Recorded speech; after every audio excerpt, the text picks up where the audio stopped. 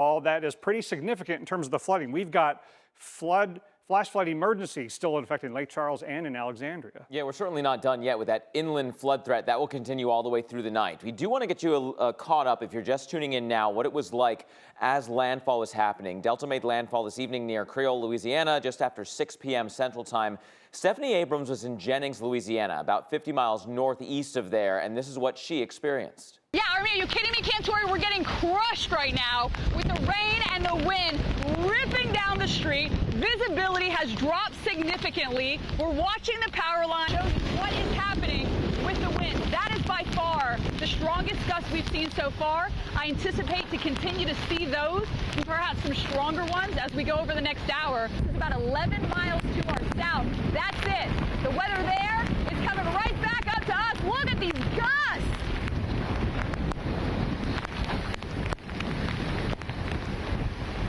We're going to be in this for about the next 30 minutes, and I anticipate, I was just looking at the radar during the commercial break, down towards Port Arthur, we've been gusted to 96 miles an hour.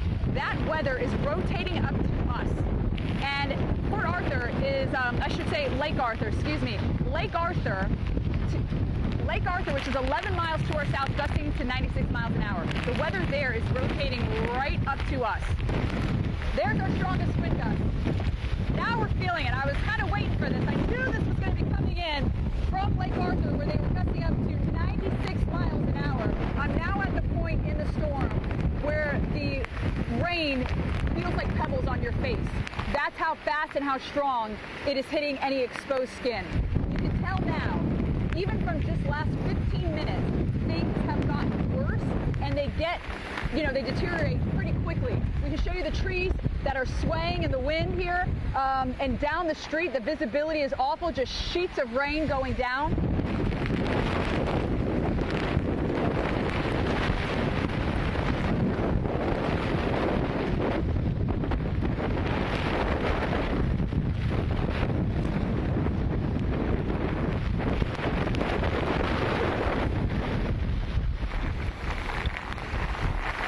We are experiencing the eye wall of Category 2 Hurricane Delta. Watch out, there's debris flying, watch out. All right, it's okay, it went down the other way. We're all right, you're all right. You just catch it out of the corner of your eye, so there is debris that is starting to fly. And while the conditions have improved dramatically for Stephanie and Jennings, our own Chris Warren is in Alexandria with what's left of that northern eye wall approaching him. We'll check back in there coming up next.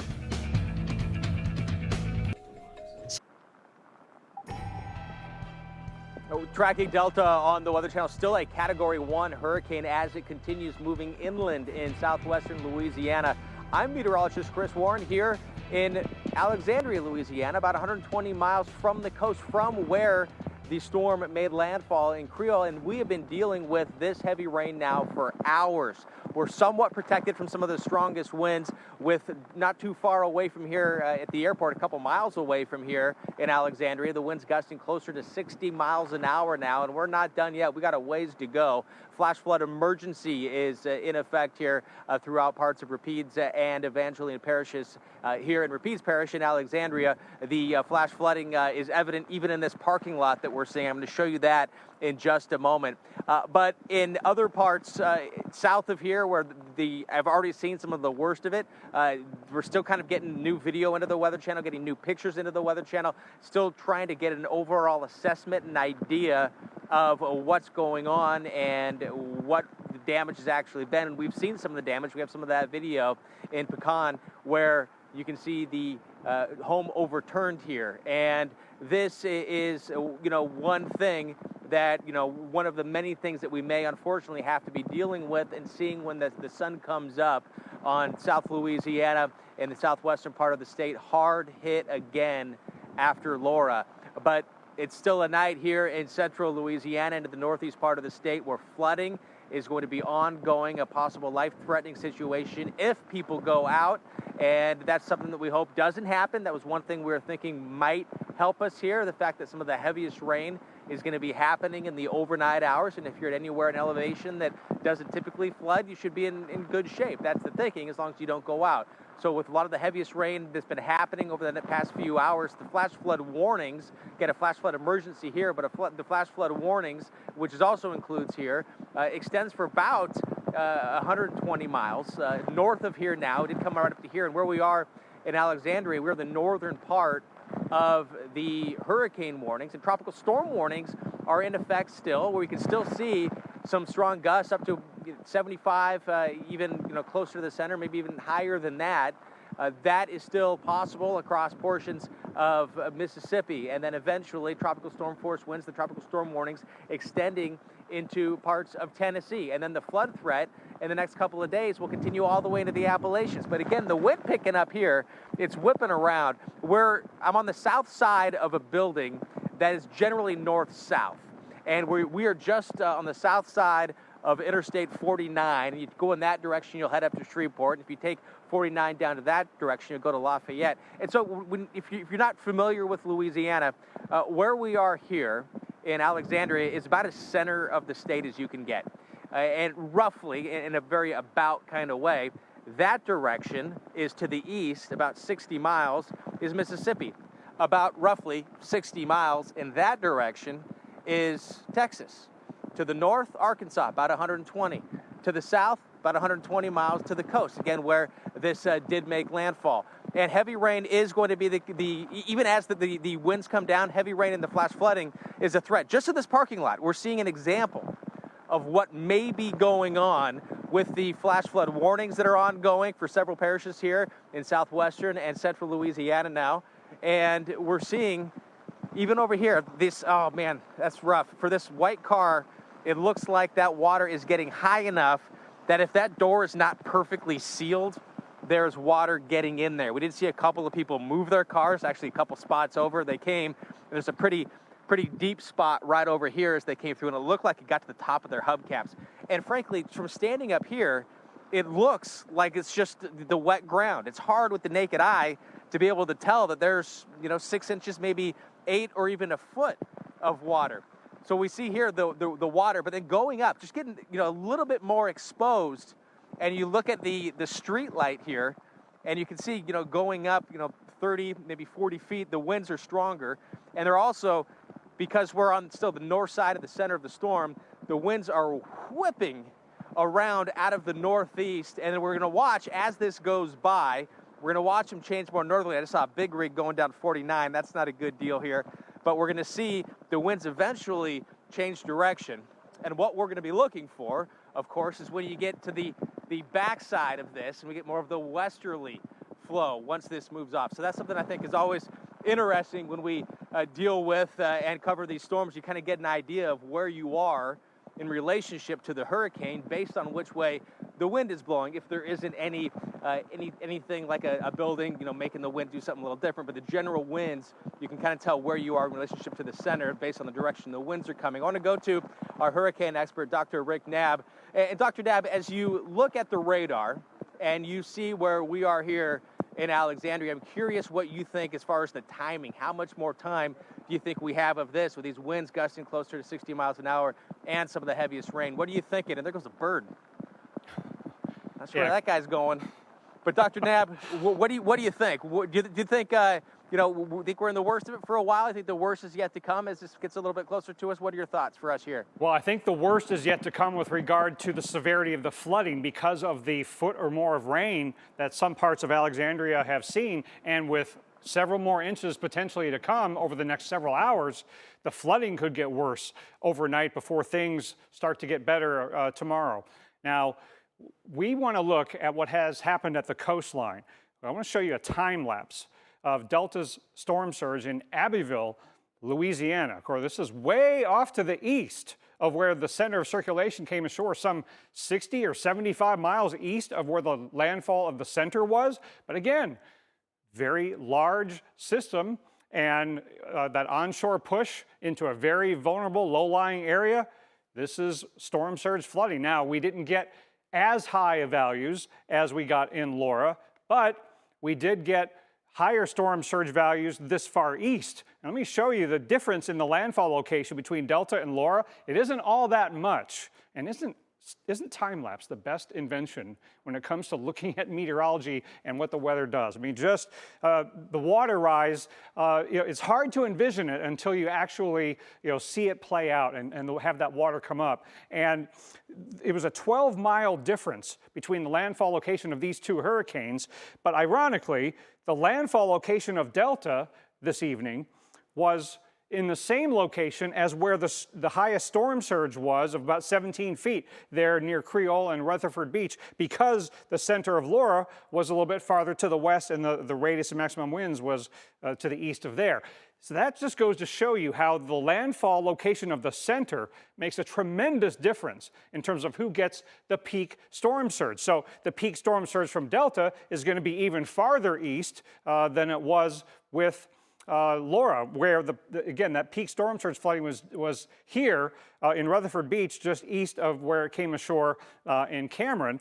But then when you look at where the peak storm surge is with Delta, it's going to be somewhere in here and probably 10 feet or maybe a little bit greater. Remember, they were forecasting 7 to 11 feet somewhere out in this area. And just like with Laura, we can't assume that we've measured all the storm surge with the gauges, because this one, started to fail to report after a while, so the surge might have gotten higher at that location out near Pecan Island, about 50 miles east of the circulation center, and we had 5.5 feet in Calcasieu Pass, but probably more than 10 feet in between. Now, as the system starts to move farther and farther inland, so do the power outage problems. Even as a system weakens to a tropical storm overnight, the gusts will continue to be very strong in relation to the sustained winds. So you could still get hurricane force gusts even when it is a tropical storm. That's why we could have power outages even sporadically as far north as Memphis, Tennessee, as this moves northward. And look at how gusty the winds are. In Alexandria, it's occasionally gusted to near 60 miles an hour, still gusting near 50. Lake Charles, at last report, still gusting over 70. That's got to be coming down. Lafayette, look at that recent gust to 66. Not all that long ago, they gusted to 75.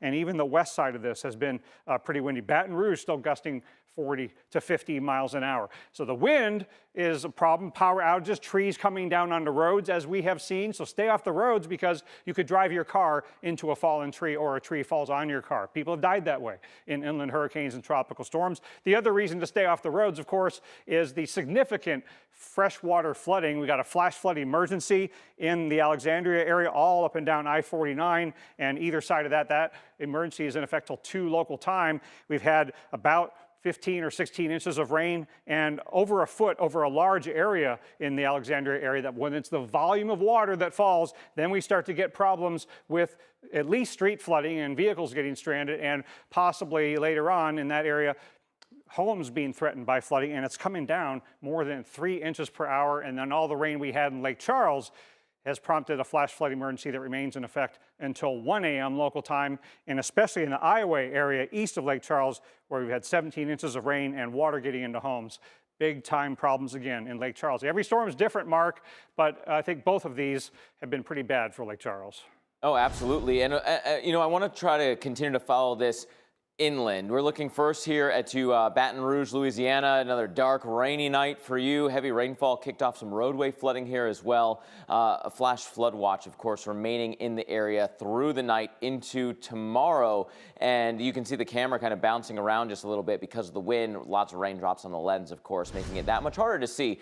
Then we can look towards Jackson, Mississippi. Roads seem to be moving okay here, but the rain is still headed in your direction. Another 3 to 5 inches of rain could move into the Jackson area as we go through the late overnight and through tomorrow. And that's not where the inland impacts end. We can continue to follow whatever's left of our circulation north of Jackson, then all the way through the Mid-South, right? Going through Tennessee, maybe even to portions of Kentucky, kind of losing a lot of its identity, but not its tropical moisture. Let's follow the rainfall here. Yes, we've got some real heavy rain here in northern and portions of central Louisiana for the next couple of hours. That then transitions southeast Arkansas northern and central Mississippi as we go through the late overnight. Tomorrow morning, not only are we looking even farther north, say western to central Tennessee, but this banding feature has been starting to get more and more rambunctious as seen by the modeling. Not surprise me at all if we have some embedded supercells in that line. There's still going to be a lot of wind shear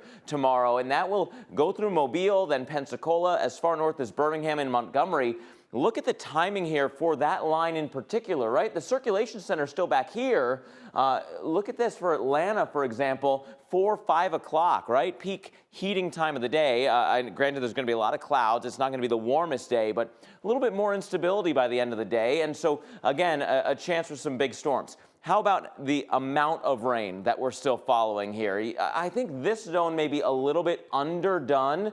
You can easily see a couple more inches of rain in the heavy stuff that, say, Chris Warren has been standing in. We'll get back to Chris in just a second.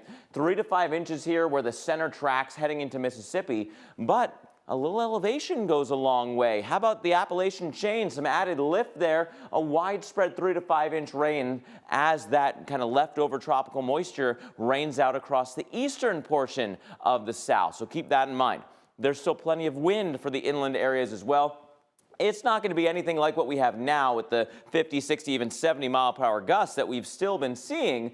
But look at what will be occurring here as that center moves through towards Arkansas into Mississippi, northern Louisiana, Arkansas, Mississippi. Jackson, remember I showed you all that heavy rain that's on your way. Combine that with 40 to 50 mile per hour wind gusts, you could have trees coming down. You could have some power problems during the overnight into early tomorrow morning. A lot of this wind kind of stretches out, right? We've got our low-level center losing its oomph. We've got an upper-level center that's going to be kind of meandering its way through the southeast, tied to that jet stream. So you also have some upper air support. So what that does is it stretches out who sees the wind, and you lose the strongest wind, but everybody gets at least some. And so a more widespread wind event as we go through the rest of our weekend, it's just going to be a gusty one, 20, 30, maybe 40 mile per hour gusts for just about everybody across the southeast, and that won't be done for the mid-Atlantic coast until we get towards the end of the day Sunday. So we'll be following that part of the story all the way through the rest of your weekend. Memphis, your rain arrives through the night tonight, really picking up Saturday and then tapering off Saturday. Storms come through. There could actually be some pretty good thunderstorms Saturday evening. So late Saturday afternoon into Saturday evening. That's a component that we're watching with lingering lighter rains through Sunday. Overall, a soggy weekend through the south.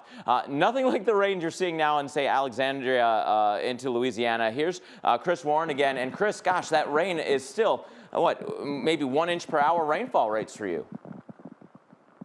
Oh yeah, it's wild, and someone's alarm just went off. I don't know if they accidentally hit their keys or if it was the wind that's been whipping around. It feels like the wind's coming around the building a little bit more. So Mark, I'm going to be curious to see some of the observations to see if we're getting a little bit of a change in the wind direction. But something else that I've noticed is we're going to get back and I'll show you some of this flooding that's happening behind me.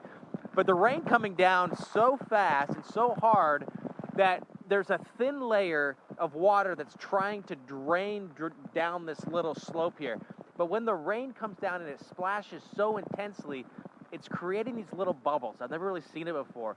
They're almost like tiny fish eggs or something that are the bubbles that are like they're floating and being blown around on the water, that the water itself is being blown around. So it's kind of a weird thing to see, a layer of water that's being pushed uphill, and on top of that, there are these little bubbles that are being blown around. So it's just one more of the weird things with tropical systems and heavy rain that you just don't see very often. And unfortunately, we've seen more than our fair share of hurricanes and tropical systems here in Louisiana, and this one is not over yet. Far from it.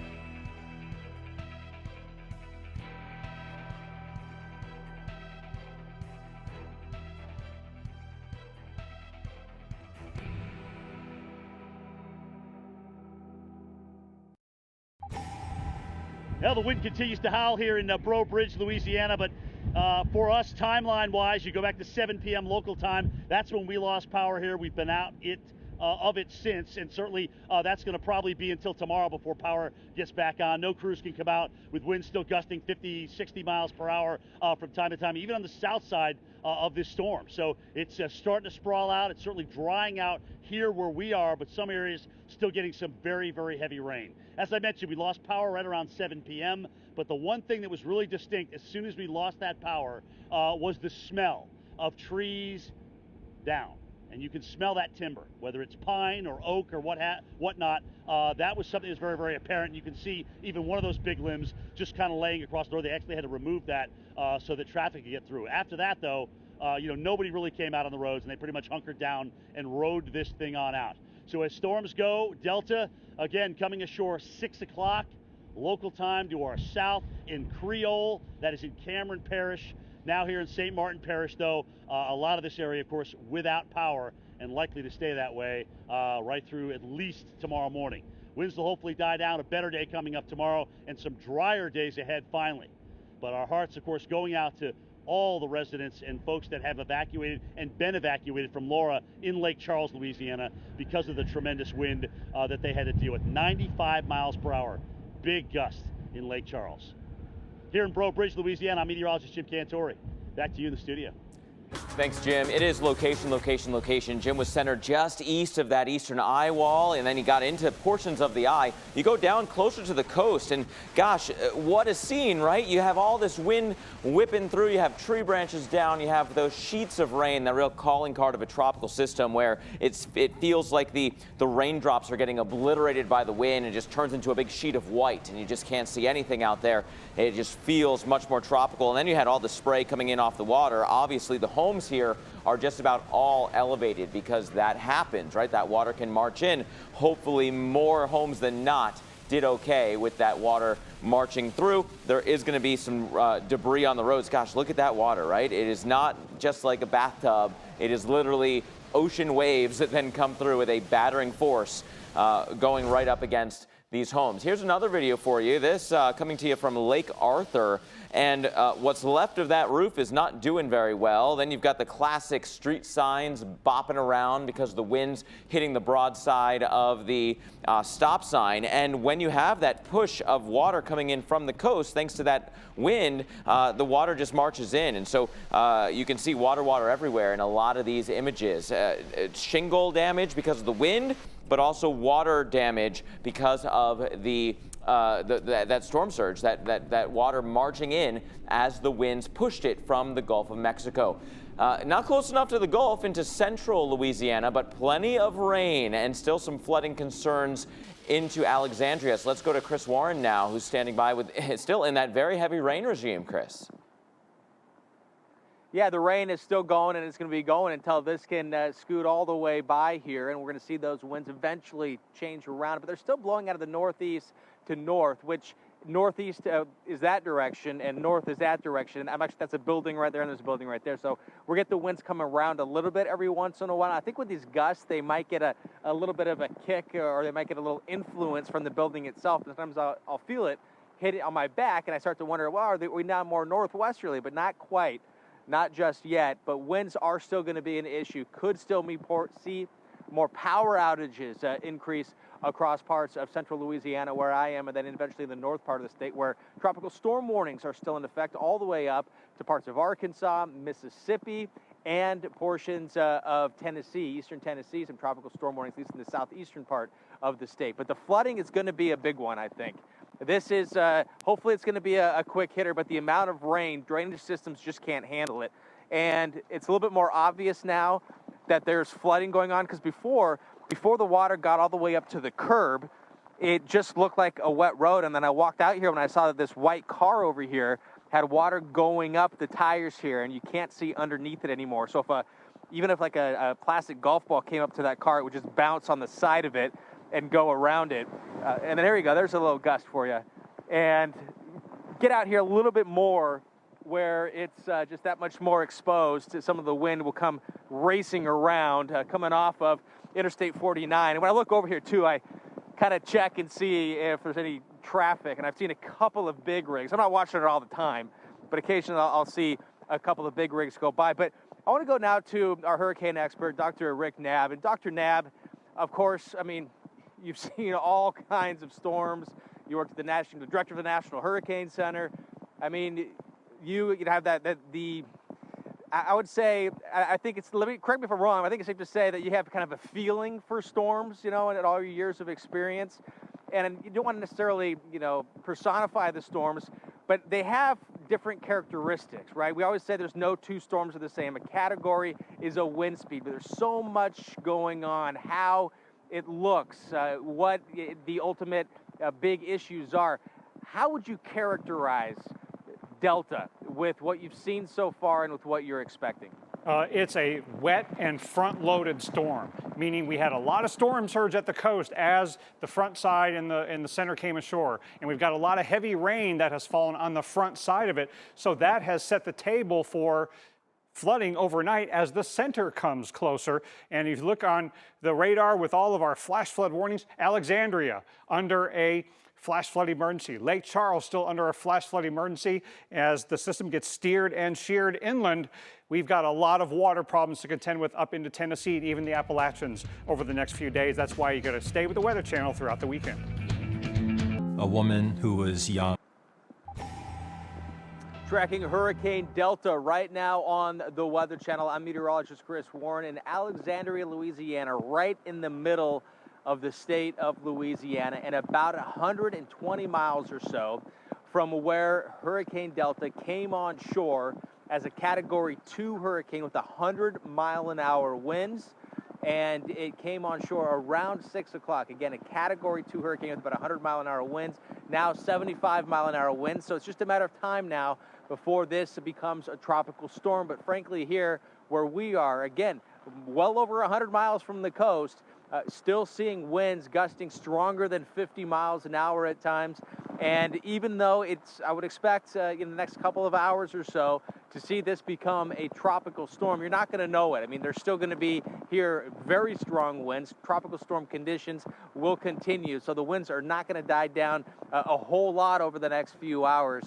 And the rain, the heavy rain, this is going to be, I think, the calling card here so far with the sneaker rain, with the wind that's coming down. I say sneaker rain, I mean the sneaker flooding here.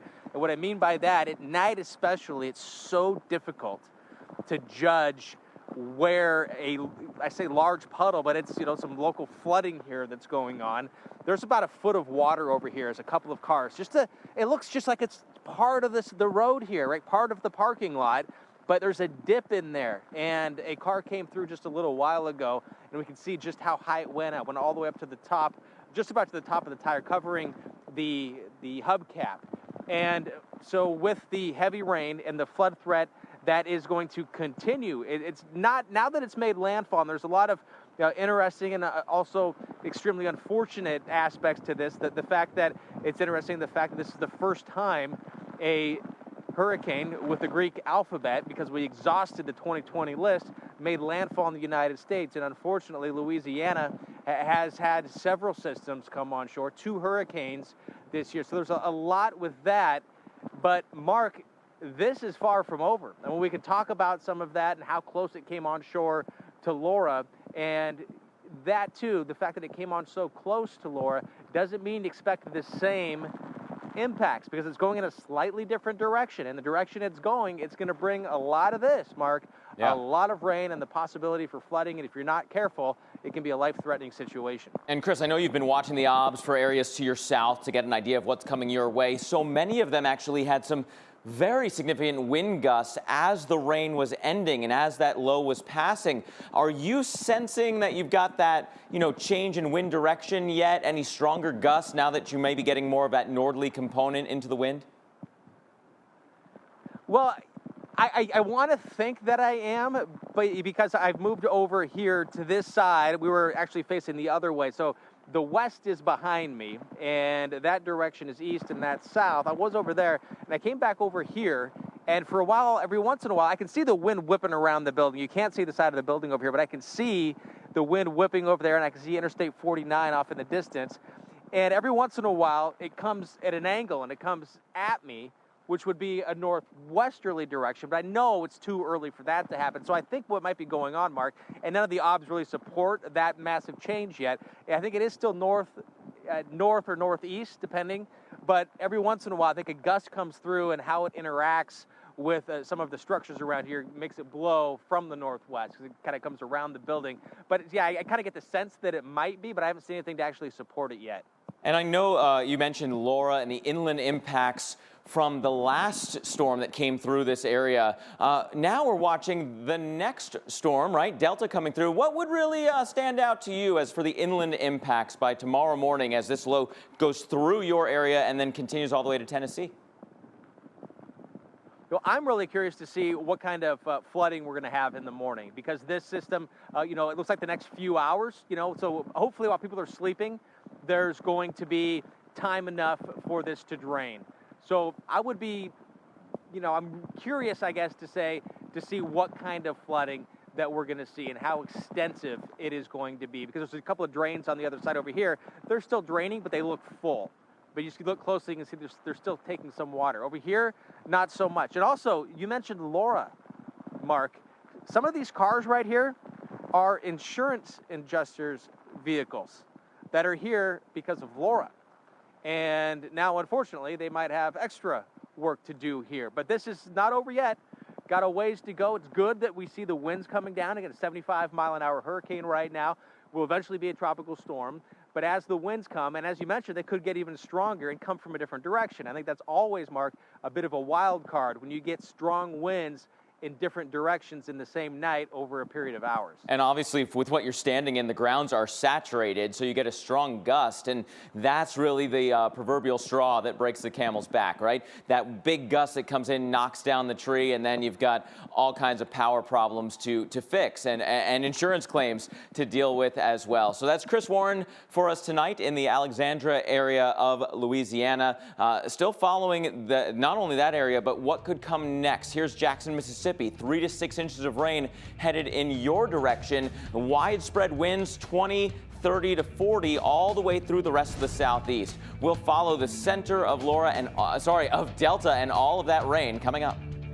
Fine. No one. Rest of the southeast, the Baton Rouge area. Look at that low cloud deck off in the distance. Some flashing lights and a lot of rain still moving through now northern and central Louisiana. The worst of the rain starting to come to a close the farther south you go. That said, flash flood watches still are up across the area, and flooding is going to be a concern through much of the southeast. Remember, our center, although it will be losing a little of its core and a little of its top wind speed as we go through the next several hours here. By morning, probably a top wind of 40 miles per hour, expected to go to tropical storm sooner rather than later. But that wind field actually expands through the rest of the southeast. Not only will we have that tropical core, but remember, the whole reason that we have that fast turn off to the northeast is because we've got a jet stream dip that's approaching out of Texas through Louisiana, kind of hurling this on off towards the northeast. And so that wind will also contribute to your gusty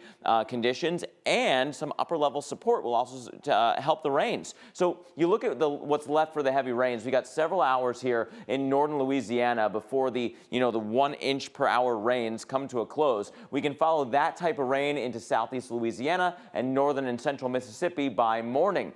As that moves into Tennessee by kind of afternoon tomorrow, models are picking up on quite the line of storms from the Gulf going all the way wrapping back towards our center of circulation. Very often those have embedded strong storms, supercell thunderstorms. Can't rule that out for tomorrow, a severe weather threat. You get into the heart of the afternoon and you get a little bit of sunshine out ahead of that line. Pensacola, maybe St. George, St. Mark's, over to Tallahassee. You could wind up with some big storms, maybe even as far north as the Atlanta metro area, plus some elevation here where the Appalachian chain comes into play. That'll kind of help add some lift and give you even more rain as we work our way through tonight, tomorrow, and even into Sunday. So close to that center, 3 to 5, maybe 5 to 8 inches of additional rains. But I think what might surprise some of you, 3 to 5 inches of rain, fairly widespread, because of the mountainous terrain here across the east. And 1 or 2 thunderstorms that go over that area where we have that train all the way from the Gulf coming back towards our low, you could easily overachieve some of these numbers, 1 to 2, 2 to 3. Plus, we'll add a little asterisk there and say, yeah, you could get a little bit more than what these maps are saying. Also, remember those winds. Because of that core of tropical winds, yeah, it's worse now, but we have that jet stream that's carving its way through the area, and so what that will do is kind of spread out our winds over a larger area. You lose that, real core of the winds, and it will, again, expected to go to tropical storm gusts sooner rather than later. But notice Birmingham gusting to 30 miles per hour for those winds Saturday afternoon. Atlanta gusting 20 to 30 as we go into overnight Saturday into Sunday. It's going to be a noticeable windy event through much of the southeast and even all the way over to the coast of the Carolinas, where you are getting an onshore flow that wraps back to our area of low pressure. It will be really gusty there all the way by the end of the weekend. So that is something to keep in mind. It will really be quite blustery for you. The Memphis area, the worst rain for you will be Saturday into Saturday night. Behind that rain, upper 70s and rather cloudy, but upper 70s thanks to a bit of a southerly flow that'll still be with you. Into the Atlanta area, remember I showed you that line of storms coming up from the Gulf. Don't rule out the chance for severe weather, squally, breezy conditions late Saturday into Saturday night with some lingering showers into Sunday. So that's the interior part of the story, but we're not done near the coast and near that true tropical core yet. I want to bring back hurricane expert Dr. Rick Knabb, who's watching what's happening with Delta right now. Yeah, so Mark, you've shown a lot of states that are going to get impacted by Delta or eventually what's left of it. Louisiana right now still taking the brunt of the impacts, and extreme southeast Texas, expanding numbers of customers without power, over 400,000 now in Louisiana, 100,000 in Texas. Please don't run those generators indoors. Stay away from down power lines. Let's not use candles indoors. That's too easy for that to be left unattended and start a fire. And look at this huge chunk of Louisiana that's under a flash flood warning. Now, there are multiple warnings here, and some of them are flash flood emergencies. We'll break that down for you here in just a second. And then look at the widespread area of gusty winds. Northern Louisiana, large area getting gusts over 40 miles an hour up to 50. And it's very, very gusty that can bring down trees and power lines and cause a little bit of damage. Now, damage can be done by water when you've got heavy rainfall, and that's why we've got a flash flood emergency up along the I-49 corridor, Alexandria southward, because we've had already 1.5 feet nearly of rainfall and over 8 inches over a large area. So this huge volume of water is falling, and it is causing community-wide flooding problems. So please stay off the roads and call 911 if you're in your home and your life is threatened by rising floodwaters. The flash flood warning going north of there, farther north up I-49, including the Winfield area, and that goes till 3:15 in the morning. And it's that area where we have this expanding zone of the heaviest rains, where we're getting over 3-inch per hour rain rates. This is still super tropical juice that is coming down from the sky. Now, at least we're getting a lessening overall of the rainfall down in Lake Charles. It hasn't completely stopped yet, but we have a flash flood emergency that goes till 1 in the morning because of how much rain we've already had. Nearly 1.5 feet in the Iowa area out east of town, and we've had reports of water in homes in some of the communities east and north of Lake Charles. And the radar shows what a volume of rain we've had in that area, with several more inches yet to come. That's why we've got a team of meteorologists spread out at the coast and inland to track what Delta does next. The first ingredient in this Sheets of rain moving through the region, leading to ponding on many of the roads and power outages becoming an increasing problem. You can see the lights flashing on and off there as the storm went by. And when you see that, the surge, power line issues, and that's probably the end of it for a while. It goes out, you get a couple of flashes of the lights coming back on. You're like, okay, maybe it's not so bad. And then it's out, and it's out for a long time after that. How about the The Old Glory getting ripped just a bit, some tattered ends of the flag there as the waters continued to rise from the Gulf of Mexico. And you hate to see this. Many of the buildings, many of the homes are elevated in this area, but this one was not. And the water came right through, right? In one side, out the other. And the siding there just absolutely obliterated. Water came all the way by. And that looks like steps. Steps to nowhere at this point. They're literally in the Gulf. Maybe that was part of a pier, part of a dock, but it is not attached to anything anymore. So the main structure here, as you see, is elevated, but whatever those buildings are out ahead of it, looks like maybe a fishing, kind of a bait shack, a bait shop there. Those buildings were not elevated. They did not do as well. Let's hope there's a swift recovery for all of the area near the Gulf of Mexico and Louisiana, because here we go again, just not fair across this zone where we were hit by Laura, now hit by Delta. And we know the power outages continue to increase, and we know that the road to recovery will be slow because of really the widespread damage between two significant storms about 6 weeks apart from each other. So that was the scene earlier near the coast. The center of Delta continues to move inland, and that includes basically right towards, at this point, Alexandria, Louisiana, where our own Chris Warren is standing by. Chris, you're in what's left of that northern eye wall, so the rainfall rates are going to fairly quickly be coming down for you. But I think as that happens and as that low passes you, the winds may actually still pick up.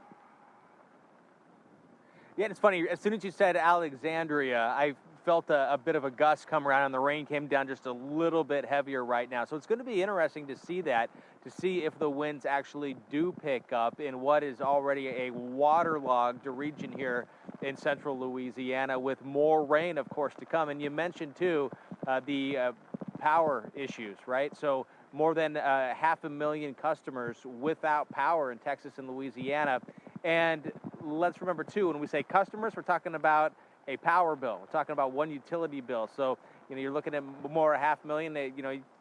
It's a lot more than that when you talk about, whole families that are out. So a lot of people dealing with this, again, more than 500,000 people without electricity in what is a very wet and seeing some flooding as well right now. So the rain is coming down, even in this parking lot. I'm going to show you here in a little bit what's going on as far as just the amount of flooding we're seeing and the winds that are rather erratic right now as well. So as we're watching and seeing the rain come down, we're watching slowly in some areas the water start to rise, at least just a little bit here. So going through the next few hours, thinking it's going to be very interesting to see when exactly, as Mark mentioned, that rain does shut off for us here in Alexandria, and then perhaps maybe the winds pick up then, because the winds have come down just a little bit. Some of the observations, over the past 4 or 5 hours, they've been gusting to 40, 50, almost 60 miles an hour.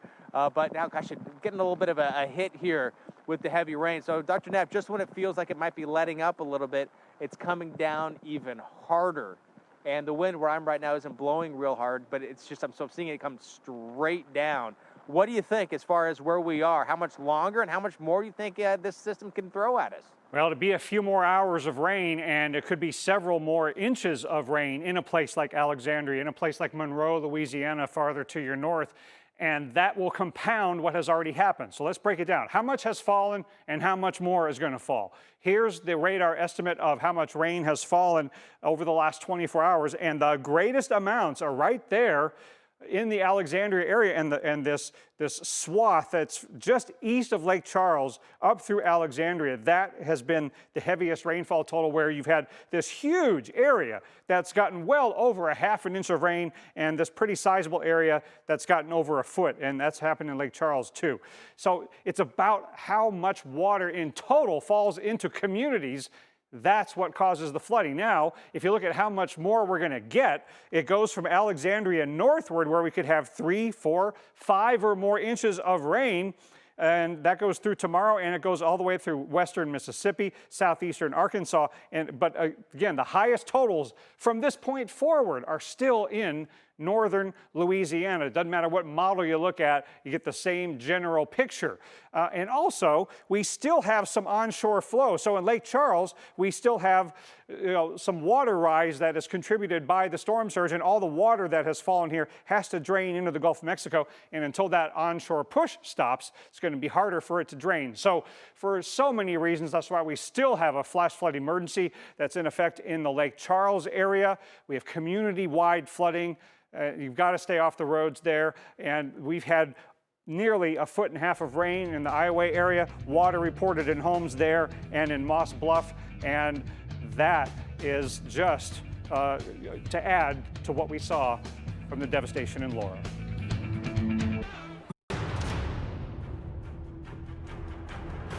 %95 of structures in the city of Lake Charles had damage from Laura. And a lot of these structures that if Delta does not demolish, they will eventually have to be demolished.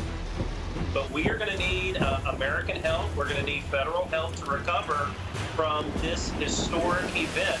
People definitely have to be on edge, knowing another hurricane is coming to the area.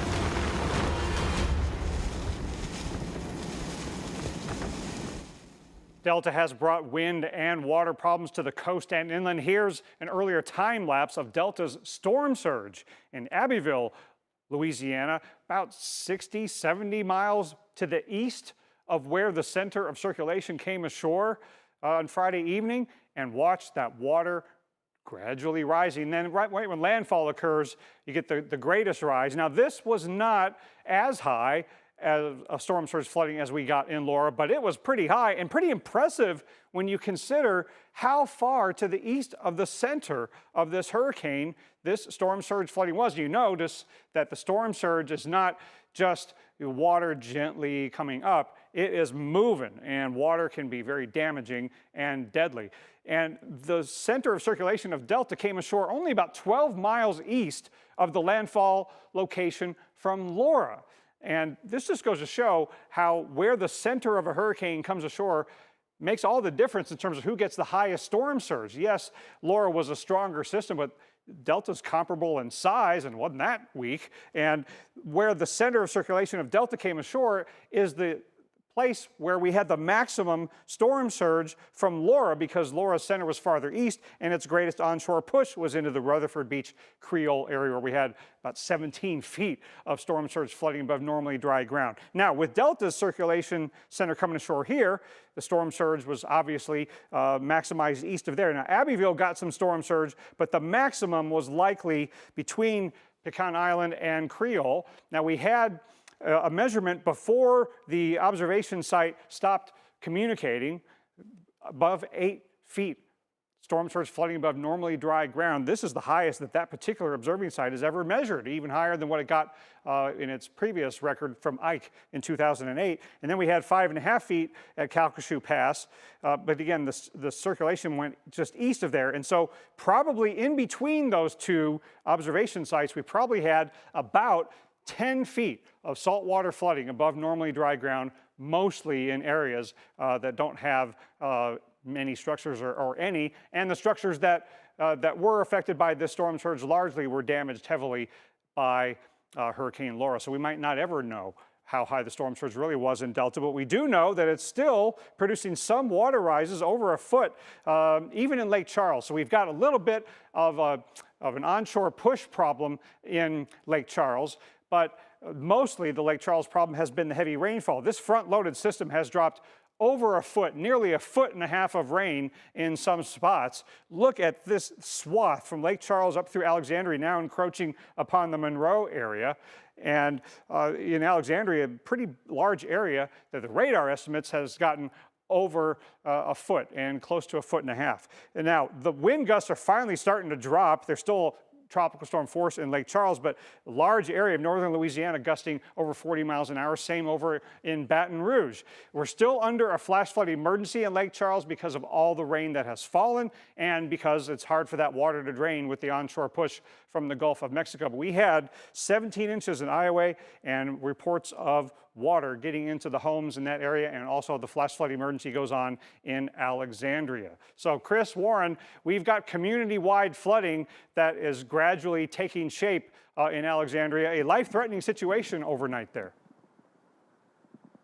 Yeah, and again, it's likely not a life-threatening situation if you don't go out. Now, if you're in a place that typically floods, we hope you're not there right now, but if you're in a place that doesn't typically flood, you're in a relatively high ground, the problem is when you go out. That's when it becomes a life-threatening situation, is when you decide to get in your car and go somewhere. So if you're sitting here watching us in Alexandria and you've got your keys thinking you're going to go pop downtown, no way. That's the city saying stay off the roads here in Alexandria. And this is a parking lot right here where we are, just south of Interstate 49, where I do see a big rig going by in the eastbound direction. So that way's east, that way is west, that way's Texas, that way's Mississippi, that way's Arkansas, and that way is the Gulf. That's to the south. And this is part of the parking lot here where I just kind of looked over and I thought, well, that was kind of weird a couple hours ago when the tires were flat on this white car over here, but they weren't flat, they were just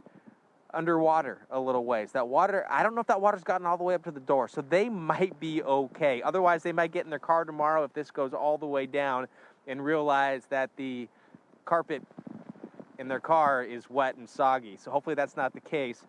This is flooded right here. Gonna hop over, and this parking lot in the hotel, the building goes all the way out to right about here. So I've just been kind of, with the winds coming out of the north to northeast, not really getting a big push at this particular time. And this truck right here also helping to shield me a little bit from the wind, but this is completely flooded. And there's a little dip. We saw a couple people take their cars out of these two spots right here. And when they came over, there's a little bit of a dip. So it's probably more than a foot deep, just probably about 8 or 9 feet in that direction out in the center there.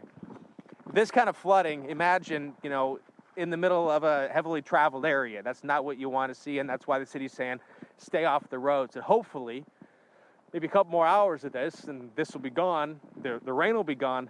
But even this, when you have flooding like this, it takes a while for it to drain. And as strong as the winds have been, and as heavy as the rain has been, where we are here in the center of Louisiana, we're about 115, 120 miles north of where Hurricane Delta made landfall as a Category 2 hurricane with winds at 100 miles an hour. So let's go back to Mark Elliott right now. And Mark, while it did come on shore, while it was daylight, it was 6 o'clock local time, of course, and the damage that we saw some of the damage, we've seen some of what the storm has done, but we're really not going to get a full picture until people are able to get back into spots that were evacuated in terms of the surge and the wind damage that we saw with Delta. And that trip back in is going to take a while. They got to clear out the roads from any tree debris, any building debris that might be over the roads, and power is a real big problem. Now encroaching on your area, Chris, where the Doppler radar is estimating, 14 inches of rain just on the south side of your location. Hard to keep power on when you've got quite that much rain. And from where you're standing and you're looking around, I know you can see the interstate. Are the lights on? Can you tell? Can you see any other buildings off in the distance? Yeah, well, the whole interstate is lit up, and okay. We're kind of we're like, how we're about 2 miles from the airport, and how there's always a kind of an area near airports where there's just a couple hotels and a couple restaurants. That's kind of where we are. It has kind of a garden feel, if you will, a lot of land around. But we have a great shot here of Interstate 49. I can see it. I haven't seen very many vehicles, so that's a good thing, of course. But a couple hours ago, we heard a loud bang. It was a slash of a bang and a pop at once. It was really loud. And a couple lights, the overhang where our crew is, a couple lights went out. I was like, that was kind of weird. I was looking around, I was like, nothing else went out. And so the only thing we could think of was maybe a transformer or something popped, blew, and maybe a surge or something may have flipped, the breaker, because the lights are now back on here. That's one thing we could think of. But that pop was like, whoa. It was like, what was that? And that was at a time when the winds were a bit stronger than they are now. But I don't think the winds necessarily are done right here, as we've seen. I think it's also been interesting, Mark, whatever you think, too, about this, is how strong the winds have been on the west side of the system. Because oftentimes you have to take your pick. Where would you rather be? On the east side of a landfalling hurricane or on the west side? So it'll be interesting once this center gets a little bit farther to the east of our location if those winds do pick back up. Yeah, and I think that's a function of that jet stream dip that's making this thing do the turn and accelerating it off to the northeast. That upper level support is now tangling with our hurricane, right? And so now you're getting some of those strong winds mixing down on the west side that are there probably because of that jet stream dip starting to tangle with our storm system. So yes, it has been at least a little bit surprising that 100-mile-per-hour gusts on the Texas side, right, near the coast, but on the Texas side, well west of the center, that was a surprising wind estimate or wind observation, I should say. And gosh, those winds continue as that low passes. So we'll check back in with Chris in just a little bit. I want to show everyone some new video, Chris. It's just coming in to us here at the Weather Channel from the Jennings area. And you talk about the power issues. This is going to take a bit to rebuild, right? To get the power on. If you were in this area with these huge trees down and we saw the power lines and the power poles almost effectively completely out of the ground, and that's not a job anybody wants. Oh my goodness, right? With a handsaw in the middle of the storm trying to clear out a road. And again, that is just another example. Wow, what is happening there? Is that the hood of the car peeled back? Who knows, right? Looks like it was hit by something.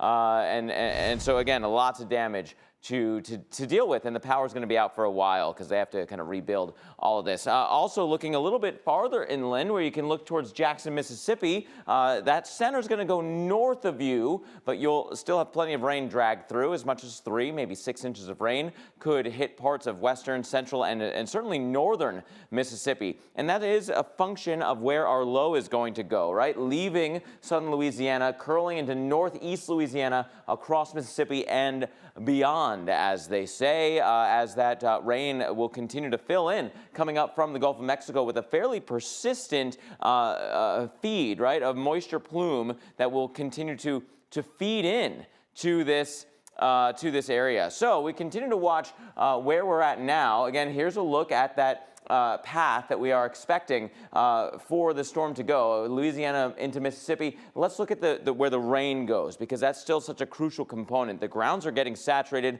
A little bit of gusty winds, which we'll have, will certainly, be more than enough to take out a weak tree or two. If that falls on a power line, you could understand why power problems could go as far north as, say, the Memphis area by the morning hours, or even Tupelo by morning breakfast time. The center is still going to be down here at this point, but it stretches out. There's going to be a low-level center. There's going to be a bit of a mid to upper-level center. Don't forget, we've got this jet stream that's going to connect. So eventually this gets more frontal base. We'll lose that tropical characteristic. But as that happens, the rain really spreads out, right? Look at the amount of rain that we'll see coming across the Tennessee Valley.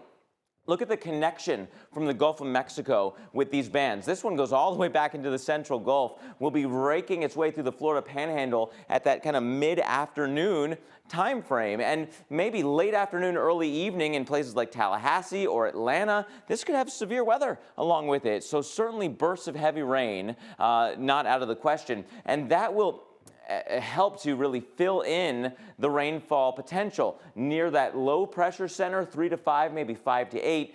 I worry that this part of the equation could be locally underdone. You get one good thunderstorm, you get an inch of rain in 10 minutes in the Florida Panhandle. So just keep that in mind. This is your guaranteed low-level rains. The upper limits are higher than what that map shows you.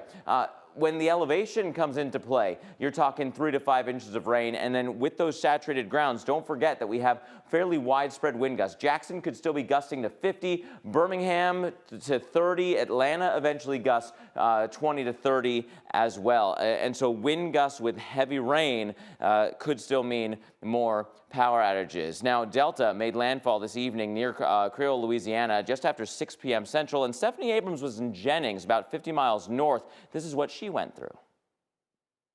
Yeah, I mean, are you kidding me, Cantori? We're getting crushed right now with the rain and the wind ripping down the street. Visibility has dropped significantly. We're watching the power line. Shows what is happening with the wind. That is by far the strongest gust we've seen so far. I anticipate to continue to see those and perhaps some stronger ones as we go over the next hour. It's about 11 miles to our south. That's it.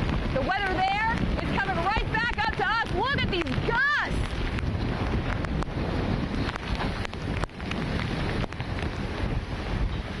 to be in this for about the next 30 minutes, and I anticipate, I was just looking at the radar during the commercial break, down towards Port Arthur, we've adjusted to 96 miles an hour. That weather is rotating up to us. And Port Arthur is, I should say Lake Arthur, excuse me. Lake Arthur, which is 11 miles to our south, gusting to 96 miles an hour. The weather there is rotating right up to us. There's our strongest wind gust. Now we're feeling it. I was kind of waiting for this. I knew this was going to be coming in from Lake Arthur, where they were gusting up to 96 miles an hour. I'm now at the point in the storm where the rain feels like pebbles on your face. That's how fast and how strong it is hitting any exposed skin. You can tell now, even from just last 15 minutes, things have gotten worse, and they get, they deteriorate pretty quickly. We can show you the trees that are swaying in the wind here, and down the street, the visibility is awful, just sheets of rain going down.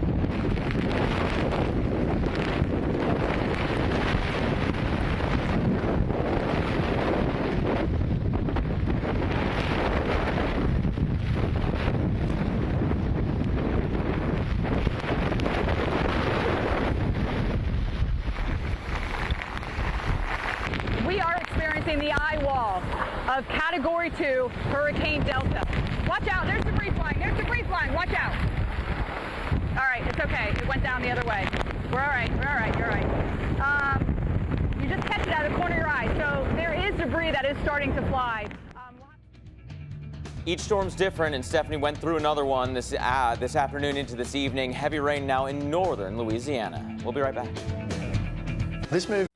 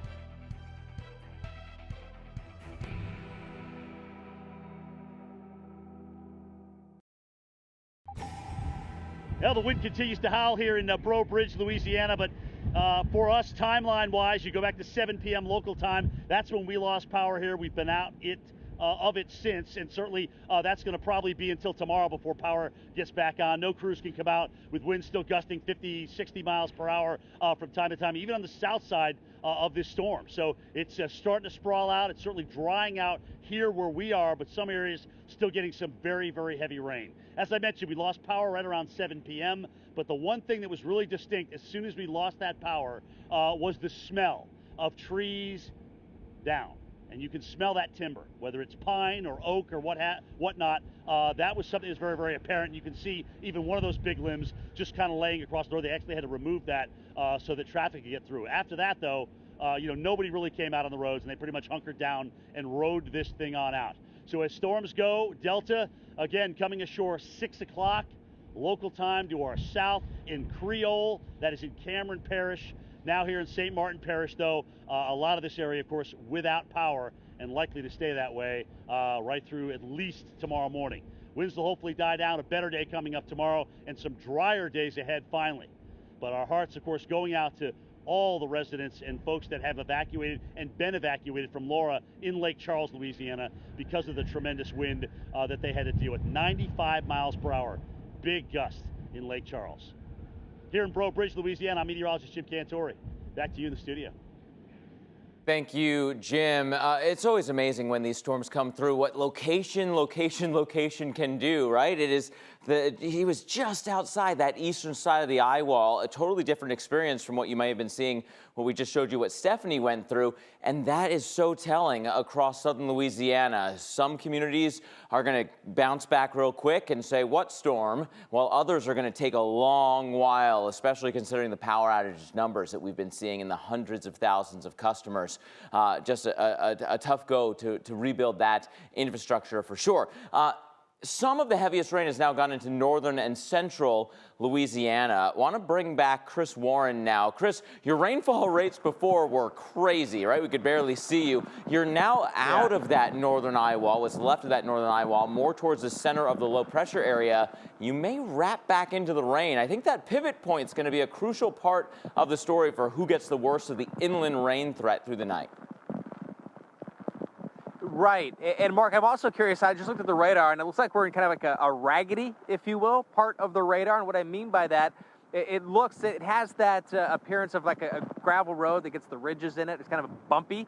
So right before you started talking to me here, it was kind of quiet. And then it picked up and I felt the gust of the wind on my back. And at the same time I felt that, I looked up and I saw a street light, and the winds are going north. So I think what's happening, going from the north. So I think what's happening, these gusts, as I'm looking over here at some of these lights that you can see up here, some of these gusts are coming hard enough and fast enough, and I think over a pretty long fetch here, a pretty long distance.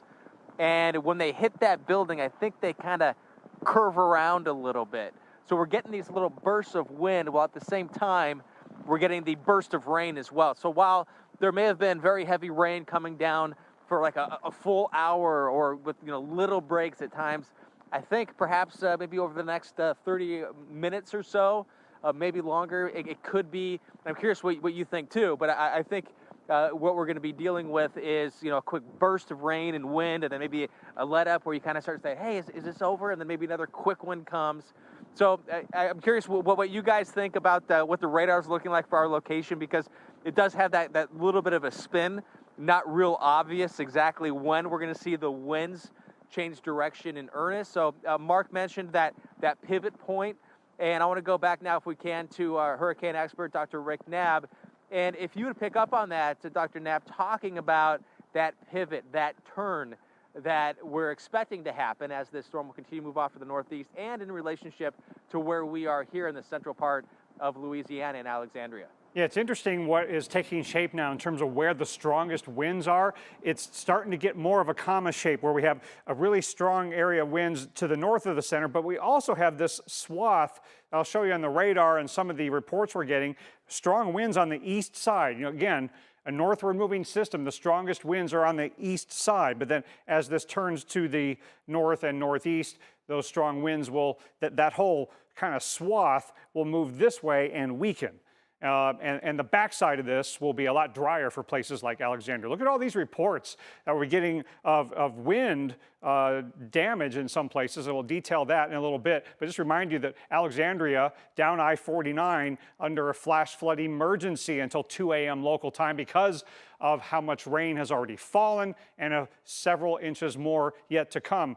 Not only roads could get covered in water, but water could threaten some structures. Flash flood warning north of there, and farther up I-49 until 3:15 local time. And this is the area, Alexandria northward, that is still getting really high rain rates, 2-3 inch per hour rain rates. And that's why the rainfall totals are adding up so quickly, even though this storm is moving along. Then let's go east of there along the border with Mississippi, where we've got a flash flood warning until 3:15 local time. But in addition to that, it's this part of the storm where we've got the really strong winds. And look at all these reports. In Faraday, scattered trees and power lines down across the parish. Several roads are blocked. Scattered trees and lines down in the county. Homes have trees down on them. And Jonesville having problems as well. And even farther south and east, Baton Rouge, we got a road closed because of river flooding. And we've got Woodville, emergency management reports a tree has fallen on a house. Shelter like you would for a tornado. A woman who Now, with the rain and the wind ripping down the street, visibility has dropped significantly. We lost power at about 5:30. That as a 75-mile-an-hour wind gust came through. We still have a lot of weather to go through here in Lake Charles.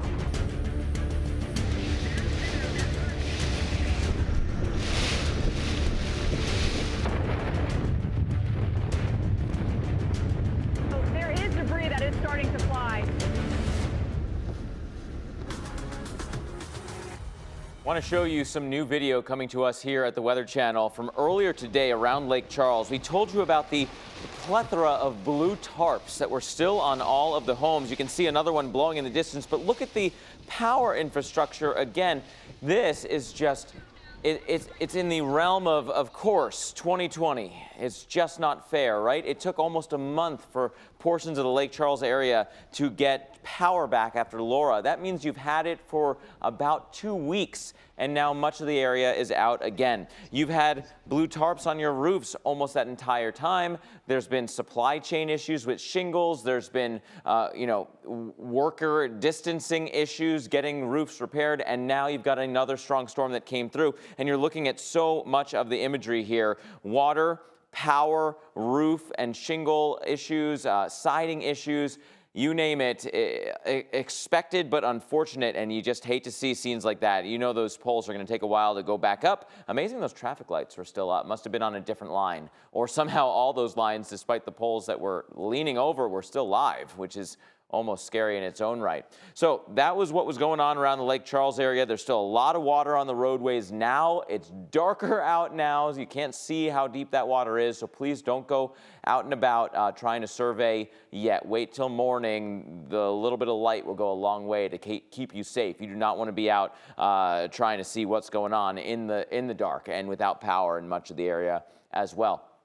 The core of our storm is now moving through central Louisiana. In the Alexandria area, we have our own Chris Warren this evening, and we continue to follow very heavy rains, moving maybe just north of Alexandria now, as we're going to bring back Chris here. And Chris, you're right that you've seen some kind of bursts of rain. That center right now, it's starting, right? The winds in your area have now switched to due north. We're starting to see, instead of a due north movement to the storm, more of a north-northeast to northeast, I would say. And so that western side, that northwest side, is actually kind of the loaded side for rain right now. It's north of Alexandria with the worst of the rains on the radar that our viewers are looking at. The yellows and oranges have now jumped north of Alexandria, but you go due west of there and there's plenty of heavy rain. I think that's going to drag through your area. I don't think you'll ever get really into the clear before that west side fills back in. You've got a lot of rain to go there. And gosh, the Doppler radar estimates are what,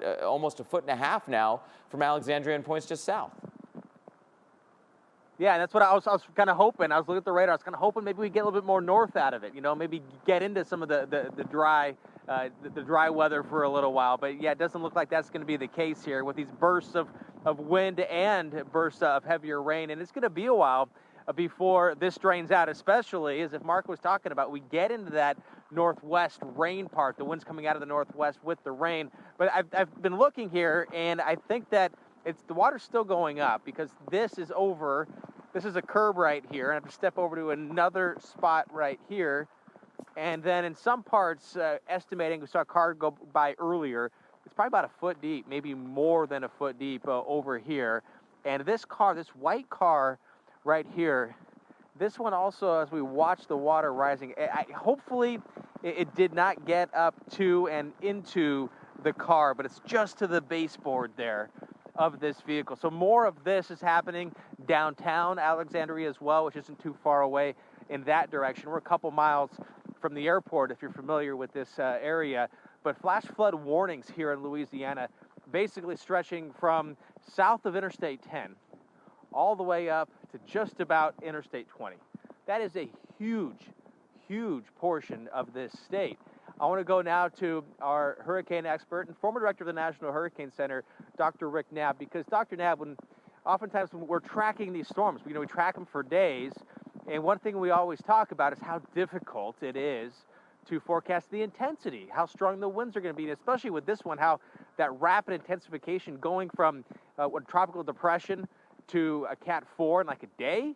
I mean, it's tough, but I also want to add this, or perhaps propose this, locally higher amounts. So Dr. Knabb, what do you think, and if you want to answer this later, that's fine too, but it's like the rainfall amounts, exactly who gets how much, I think is a tough one, right? And so that's something that I want to discuss with you coming up here and discuss how much more rain and flooding is possible.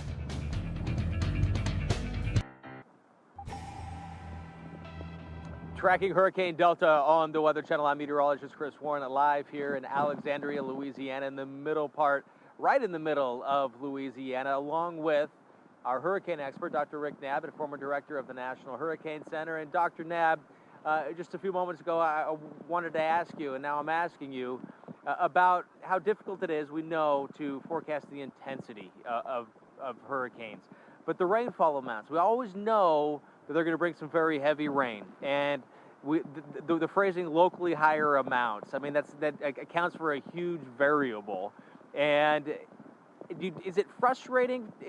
I mean, what are your thoughts on, I mean, of how these systems behave, right? Like Delta rapidly intensified in a day from like a depression to a Cat 4. But then there's always going to be some areas that get way more rainfall than others. So what are your overall thoughts on that when just looking about one of the more frustrating things that I think about tropical systems is they always add that extra punch of rainfall, and you never know exactly where it's going to be. Yeah, well, when I was at the Hurricane Center, Chris, one of the activities that we did over a number of years was rank our forecast improvement needs from greatest need and on down, and gave that list to the research community to have them work on it. And number one was always rapid intensification, and especially intensity change near landfall. And number two was forecasting rainfall and extreme rainfall locally.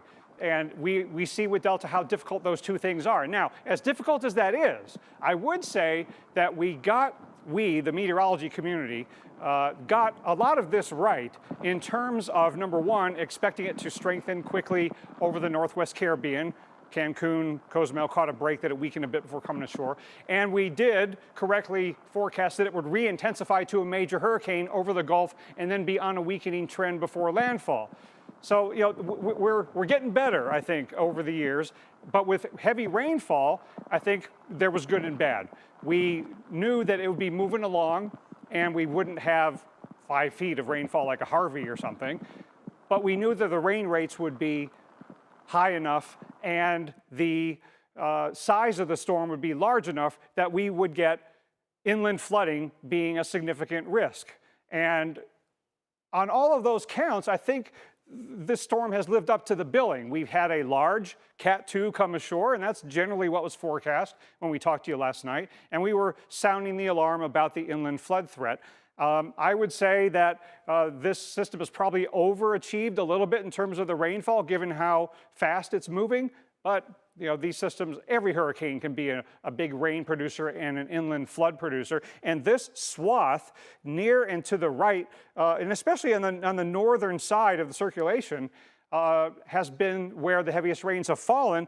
For Lake Charles and just east of there, and then right through the Alexandria area where our Chris Warren is. And now it's starting to pile up here in northeastern Louisiana, and we'll be getting into Arkansas and western Mississippi.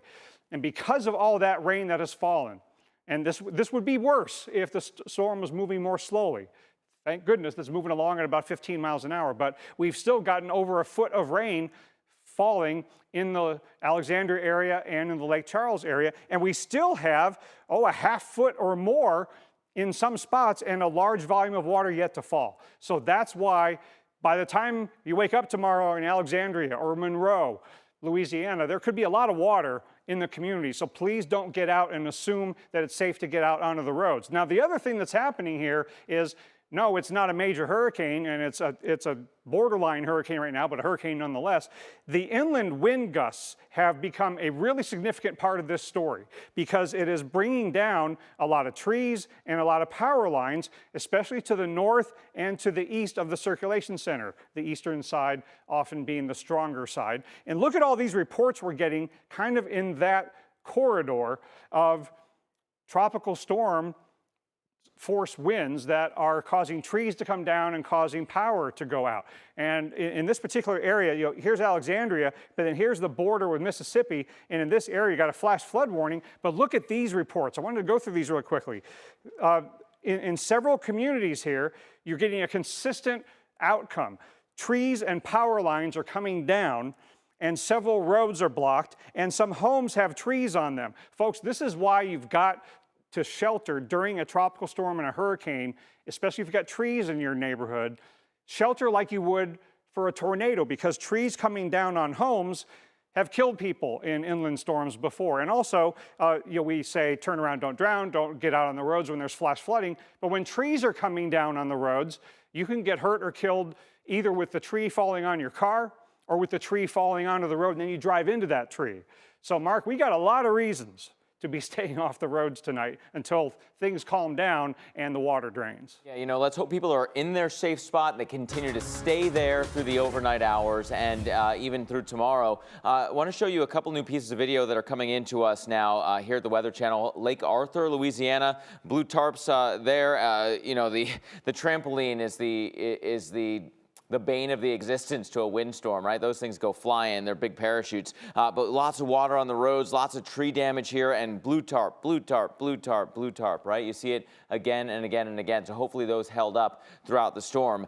Look how the power lines are leaning over. The power poles are leaning over, and the power lines are just flapping in the breeze, as are the signs. Speaking of the issues with the blue tarps, they were saying that they're just a function of how many nails were put in before the storm approached. Well, not all of them held up. So now there's probably water damage again into homes that already went through this 6 weeks ago. Laura and then Delta. We'll continue to follow Delta, where it is, where the heavy rain is going, and what the inland impacts will be overnight into the weekend. Look, Limu!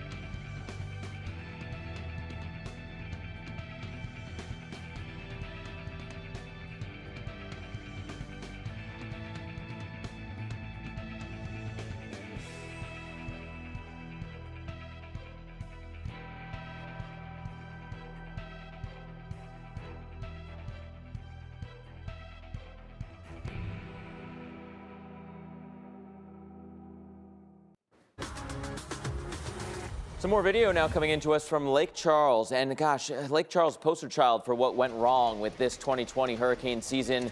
First Laura, now Delta, and so many of the homes already compromised in some way, right? Some more than others, but so many blue tarps, so many weakened siding. The power infrastructure was already weakened, and now we've got another hit to that.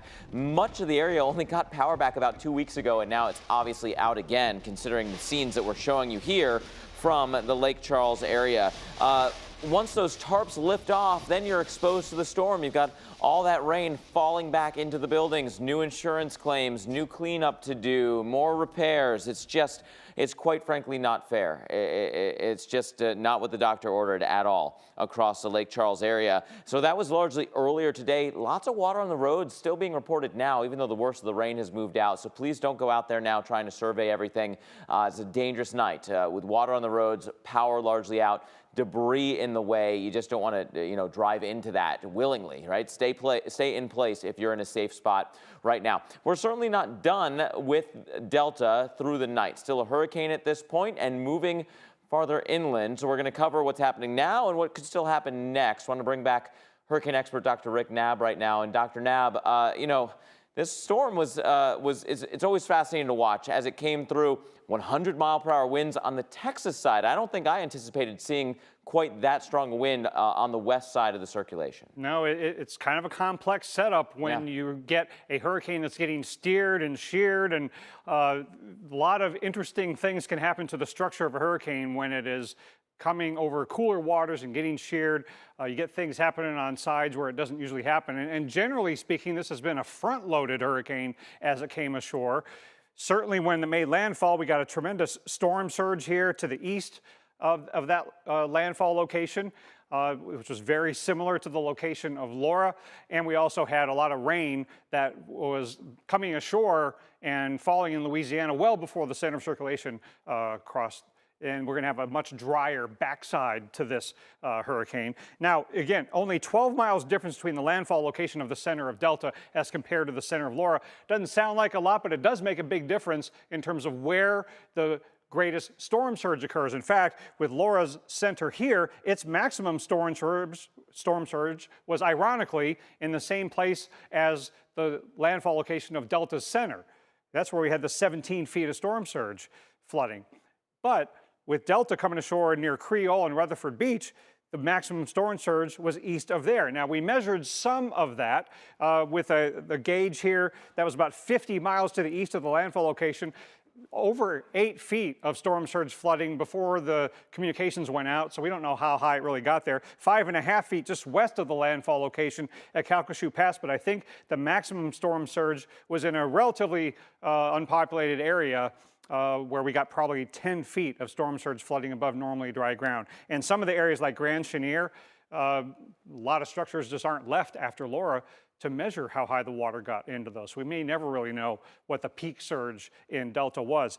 Now, the other big water component has been this tremendous swath of really heavy rainfall. Even though the storm has been moving along at 15 miles an hour, the rain rates very significant, and again, a very front-loaded system, so a lot of rain has fallen even before the circulation center has gone by. Over a foot in a number of places here near Lake Charles and Alexandria, and so that's what has happened so far with the rainfall. And the other thing that has happened so far inland is the power outages due to the strong winds that's bringing down trees, bringing down power lines. Those outages are expanding through much of Louisiana, even portions of southwestern Mississippi. And if you look at the wind reports, we're still getting gusts at 47 in Alexandria, 53 over at Baton Rouge. This corridor is where we're having really strong winds and trees coming down onto power lines, onto homes, onto roads. So we've got to shelter like you would for a tornado if you've got strong winds and trees around your home. And we got to stay off the roads, Mark, because of the flooding and the trees coming down.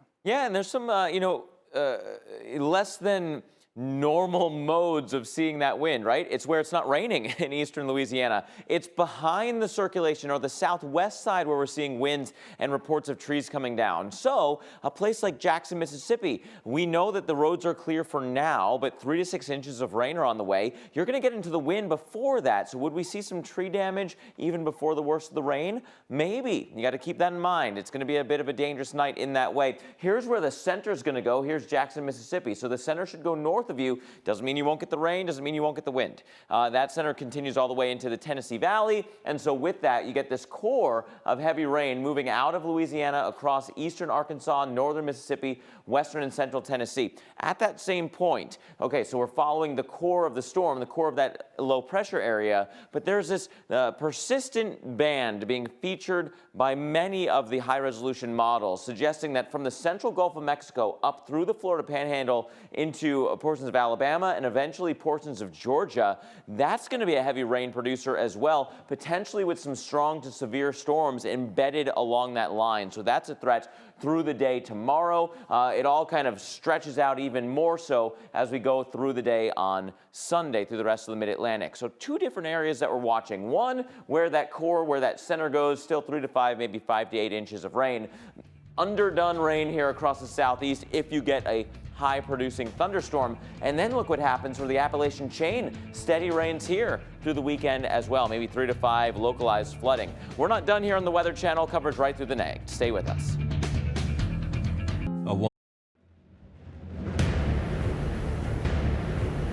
Now, with the rain and the wind ripping down the street, visibility has dropped significantly. We lost power at about 5:30. That as a 75-mile-an-hour wind gust came through. We still have a lot of weather to go through here in Lake Charles.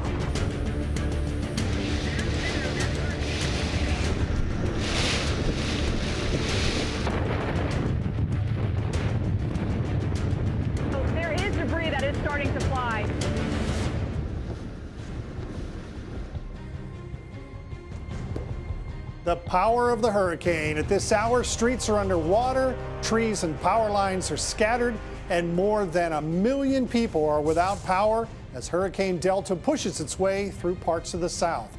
The storm made landfall Friday evening as a Category 3 hurricane near Creole, Louisiana. People there are still cleaning up from Hurricane Laura back in August, and the threat is far from over. We're going to be tracking more flooding and the possibility of severe storms in parts of the Gulf states and into the southeastern U.S. And welcome to our continuing coverage of Hurricane Delta. Throughout the evening, Hurricane Delta has pushed right up through the Pelican State, bringing flooding rains and strong winds. Our own Chris Warren has this report. Chris? Yeah, here we are in Alexandria, Louisiana. This is about some of the lighter rain so far that we have seen since we've been here. And you know what? It doesn't last very long. That's something else that we have seen since we've been here. And if you're not familiar there we go. So if you're not familiar with where Alexandria is, it's basically right in the middle of the state. And by that, I mean roughly 120 miles that direction is the north, is to the north, and that's where Arkansas is. 120 miles that way is the Gulf Coast to the south.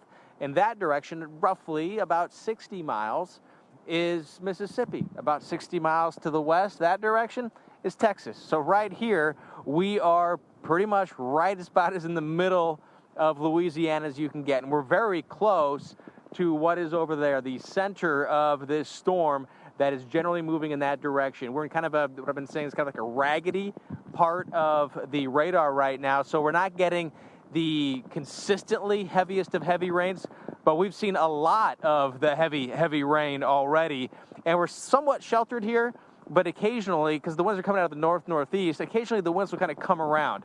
But what I think the big story is going to be here in central Louisiana is this. Earlier, I looked, and it looked like just the wet road until I saw a white car out here with what looked like flat tires, but they weren't flat tires. It was the fact that the water had come up. So right here, this is a curb that I'm walking on, and going across the curb is flooded. And in this road right over here, I'm not going to walk in it. It gets to be about a foot deep. There's just a little bit of a dip there. And occasionally, the winds are going to pick up and gust. And we're relatively sheltered here.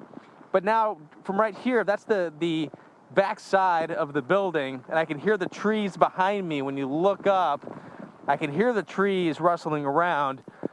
But it's been more gusty. The strongest winds we've seen so far have been close to 60 miles an hour, 59 here in Alexandria, but that was a few hours ago. Not saying we're done yet. We're not saying that we're completely done with the rain that's possible, because it's possible we're going to see the northwest side of this come through and get even more rain. And the flash flood warnings, flash flood emergency here saying stay off the roads, no business being out here, frankly, with the kind of flooding we've seen and the kind of rainfall. But flash flood warnings, guys, if you can think about this, extend essentially from just south of Interstate 10 to just south of Interstate 20. So this is a huge, huge portion of Louisiana where that threat for flooding continues. And it will continue to the northeast into parts of Arkansas, and then into parts of Mississippi still, and even into parts of Tennessee. And then from there, heading all the way out to the mid-Atlantic, including the Appalachians. Back to you guys. All right, Chris, thanks. And yeah, that heavy rain's on the move. We've seen Delta coming ashore as Category 2 with storm surge and rain and wind, damage, power out now to over 500,000. Creole in Louisiana, Cameron Parish, all seeing impacts. Look at this, visibility down to hardly anything here as Delta made landfall just outside of the Creole area on Friday evening and did come ashore as a record-tying Category 2, fourth storm to make landfall, tied a record for the state of Louisiana. That record set back in 2002. So here is the stats on the landfall, 6 o'clock Central Time yesterday evening. Category 2 storm, winds 100 miles per hour, so right up there in the middle, Category 2 pressure, 970 millibars. And now the beat goes on, although now getting caught up in the westerlies or a quicker flow and getting torn apart a bit still. As Chris had mentioned, Rain's heavy, winds are still going to gust, and still more scattered power outages. Plenty of reports not only of tropical storm force, but also hurricane force wind gusts around Lake Charles. Look at that, unfortunately, 95-mile-per-hour wind gust. And in Plaquemine, we had a patio torn from a home, estimated to be by radar. So that time was estimated by radar. So we did have damage and more damage in these areas that were affected by Laura, unfortunately. And the reports will continue to come in. Now, the surge, we did get an 8.3 water rise here around Freshwater Canal Locks. It was right in that area that did have that forecast for a 7 to 11 foot surge. And some of that water now will continue to recede as we watch the low go north as we head on through the next couple of days. Jeff? Well, Delta, as we just heard, made an early evening landfall near Creole, Louisiana in Cameron Parish, and then has continued to push up into the north central part of the state. Jim Cantore covered the hurricane from about 2 hours northeast of there in Bow Bridge. Well, the wind continues to howl here in Breaux Bridge, Louisiana, but for us, timeline-wise, you go back to 7 p.m. local time. That's when we lost power here. We've been out of it since, and certainly that's going to probably be until tomorrow before power gets back on. No crews can come out with winds still gusting 50, 60 miles per hour from time to time, even on the south side of this storm. So it's starting to sprawl out. It's certainly drying out here where we are, but some areas still getting some very, very heavy rain. As I mentioned, we lost power right around 7 p.m., but the one thing that was really distinct as soon as we lost that power was the smell of trees down. And you can smell that timber, whether it's pine or oak or whatnot. That was something that's very, very apparent. You can see even one of those big limbs just kind of laying across the road. They actually had to remove that so that traffic could get through. After that, though, nobody really came out on the roads, and they pretty much hunkered down and rode this thing on out. So as storms go, Delta, again, coming ashore 6 o'clock local time to our south in Creole. That is in Cameron Parish. Now here in St. Martin Parish, though, a lot of this area, of course, without power and likely to stay that way right through at least tomorrow morning. Winds will hopefully die down, a better day coming up tomorrow, and some drier days ahead finally. But our hearts, of course, going out to all the residents and folks that have evacuated and been evacuated from Laura in Lake Charles, Louisiana, because of the tremendous wind that they had to deal with. 95 miles per hour, big gust in Lake Charles. Here in Breaux Bridge, Louisiana, I'm meteorologist Jim Cantore. Back to you in the studio. All right, thanks a lot, Jim. And indeed, with all those tarps that they had over there in Lake Charles and all the debris from the earlier Hurricane Laura, a lot of that was flying all over the place. Well, right now we have a hurricane, barely a hurricane, 75-mile-an-hour winds as of the 10 p.m. advisory. I'm pretty sure that's going to be downgraded to a tropical storm here before too long, moving rapidly to the north-northeast at about 15 miles an hour. On this track, it's going to continue to move pretty quickly all the way across northern parts of Mississippi. Now, the effects are going to be felt outside this cone, but this is where the center will be moving right up over the Nashville area. And along its path here, we're talking about probably the winds dying down, but still a pretty good flooding threat because there is plenty of moisture. As you just saw with Chris Warren here just a minute or two ago, there's still some real torrential downpours here and lots of flood warnings out across parts of Louisiana, including Allen, Calcasieu, and Jefferson Davis Parish. Now, fortunately, Lake Charles has finally gotten out of the back edge of the rain, but still some pretty gusty winds there. As we head a bit farther to the north in Avoyelles, Evangeline, and Rapides Parish, including the Alexandria area where Chris was, and if you're curious, right there is where the center of circulation is with the hurricane right now as it pulls up just to the south of Alexandria. Then farther north in Grant, Nacogdoches, and Wynn parishes, including Sabine County over there in Texas, still under a flood warning. And over toward the Natchez area, Catahoula and Concordia Parish also under flood warnings at the present time. And there's one area, a little town called Iowa here, that actually reported 17 inches of rain from this so far on a rain gauge. But here are some of the other accumulations, and again, anywhere from 10 to 12, and as I mentioned, maybe as much as 15 to 17 inches. A couple of rivers around Baton Rouge, that's the Mississippi, and also around Lake Charles. We're talking about some major flooding. Probably more of these gauges are going to go into major flood over the next several days as all this water starts to recede down toward the Gulf. Ray? Right, Jeff. And speaking of water rising, surge flooding, Abbeville, Louisiana, and Vermilion Parish also.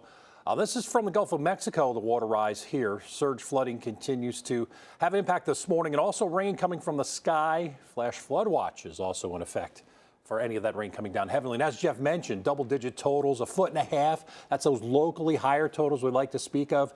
And now more rain in the flood threat inland will be realized here as we go through parts of northern Louisiana into Arkansas and even Tennessee into a flash flood watch. Now, this watch means basically flooding is possible. Yes, we are getting it down in here, but in and around the watch area, be ready to take action, maybe having to seek higher ground if you do get under a warning. The heavy rainfall here around Lake Charles over the last 24 hours. Doppler estimated just about 7.5 inches, and now around Alexandria 9 inches, or creeping up on 9 inches, but starting to see now around Tupelo and Jackson some of the heavier rain work north, and that's giving a 1/2 inch to just over 3/4 inch of rain in 24 hours. But since you're in the watch, there's more rain on the way, and this is what we are talking about. Kind of a general area of about 1 to 5 inches of rainfall. Once again, locally higher totals could exceed maybe 4 or 5 inches in some spots. So as you get into northwestern Mississippi and western parts of Tennessee, it's where you're going to have to be on your guard today. If you do have to get out, beware of flash flooding. Beware if you do see water covering roadways, turn around, don't drown. As the model's saying that heavy rain is going to be in northern Louisiana early this morning and moving on through northwest central parts of Mississippi and getting into Tennessee. So heavy rainfall at times. There'll be lulls in the action, but as we watch what's left of Delta continue to move north and east, we are going to see it rain and rain pretty hard, even through the mid-morning hours, getting into Nashville. And then watch this band as we could see thunderstorms start developing as we go through the afternoon on Saturday. So Birmingham down toward Montgomery and everybody in and around this area could expect to get some thunder and lightning too as we watch the moisture continue to push east. Saturday afternoon and evening into Atlanta, maybe some stronger storms, heavy downpours, gusty winds. The biggest threat here as we watch the system roll on off toward the east, getting into Asheville and Boone, eventually Charlotte during the overnight hours and into Sunday morning. And the rainfall totals and the flood threat here will be possible. Nashville to Memphis to Greenville and Tupelo and in and around, Jeff, these areas in green. All right, and not only the flood threat, but a severe weather threat as well. Let's head to Kaplan, Louisiana, about an hour and a half north and east of where Delta made landfall. This is a mobile home blown into the road about 7 p.m. Central Time this evening. Tropical storm conditions will continue as we head through this area overnight. So yeah, we also had a wind component, obviously, although the rain appears to be the main threat right now. But as Ray was just mentioning, we're going to have a few bands of thunderstorms here as moisture kind of gets pulled up here off the Gulf of Mexico and kind of spirals around what's left of Delta as it pulls to the northeast. And particularly here, right along the Mississippi and Alabama border, there is the potential for some severe weather. We're talking even a tornado threat. Now, the Torcon's not really high. This is a scale of 1 to 10, so 2s and 3s don't appear to be very high. Still, there is a risk of maybe a brief spin-up of a tornado. And again, just like Ray was showing us, again, there's that band right there moving up through the Mobile area early during the morning, and then we think that'll become more pronounced up through the Birmingham area as we head through the early afternoon, moving over toward Atlanta, and there could be a secondary batch actually of thunderstorms moving through. Again, any of these could produce some gusty winds, heavy downpours, and again, the possibility of maybe a brief tornado. Now that severe weather threat shifts a bit farther east as we head into Sunday to round out your weekend, although I think it'll be a little bit less of a threat. There still is a possibility of a few severe thunderstorms. And again, typically with tropical systems, you can get tornadoes. Usually at landfall when these systems come on in, and they're typically fairly weak and short-lived. They're common in the right front quadrant, and I think that'll be the case as what's left of Delta moves off toward the northeast over the next 24 to 36 hours. Ray? And the wind reports coming in did exceed 100 miles per hour from Delta in some places, and in a place where you may not expect. On the western side, a storm in parts of southeast Texas. Some of the highest wind reports at Texas Point in Texas, 100 miles per hour. Lake Charles, 96 miles per hour, blowing around debris that was laying around the streets from Laura, which still remains 6 weeks later. It's going to take some time for these people to clean it up.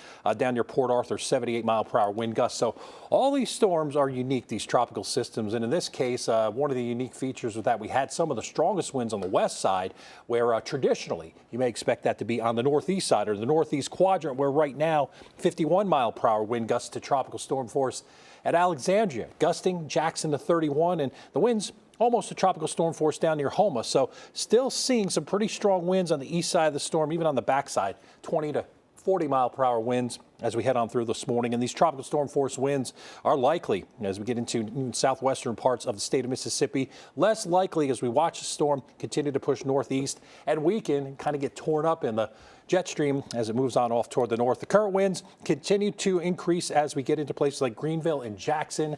And as we go through the day, we could expect some of those gusts 40, maybe to 50 miles per hour with wind advisories in place as far east as Evergreen, Alabama.